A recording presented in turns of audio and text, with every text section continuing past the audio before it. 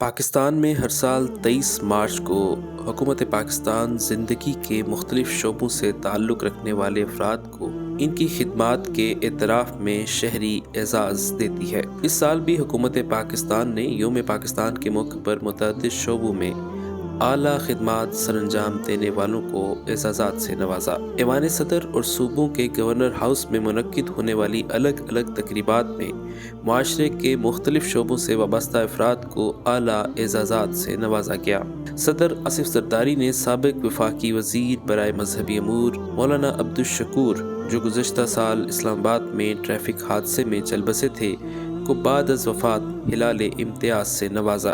سماجی خدمات کے شعبے میں غربت کے خاتمے کے لیے کام کرنے والی اخوت ٹرسٹ کے سربراہ ڈاکٹر امجد ثاقب کو ہلال امتیاز عطا کیا گیا، جبکہ ادب کے شعبے میں افتخار عارف اور معروف شاعر انور مسعود کو نشان امتیاز عطا کیا گیا۔ یوم پاکستان کی مناسبت سے گورنر ہاؤس لاہور میں پروقار تقریب کا اہتمام کیا گیا، جس میں گورنر پنجاب میاں بلیک الرحمان نے مختلف شعبۂ زندگی سے تعلق رکھنے والے شخصیات کو سول ایوارڈ سے نوازا۔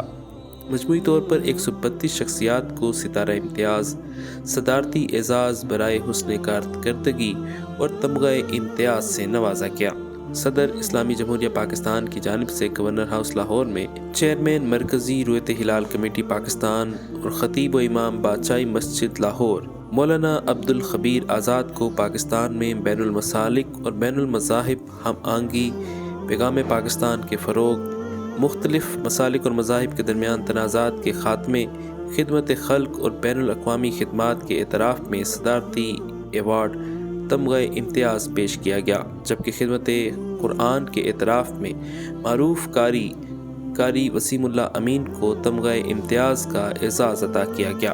قاری وسیم اللہ امین کا تعلق قلعہ دیدار سنگھ گجرانوالہ سے ہے۔ آپ کا شمار پاکستان کے مایہ ناز قرہ میں ہوتا ہے۔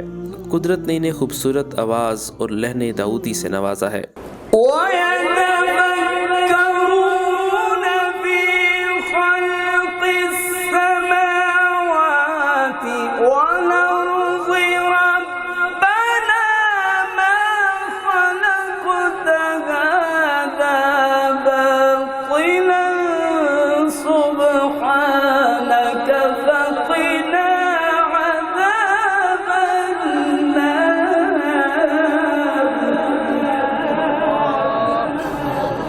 يسألونك عن الخمر والميسر قل فيهما إثم كبير ومنافع للناس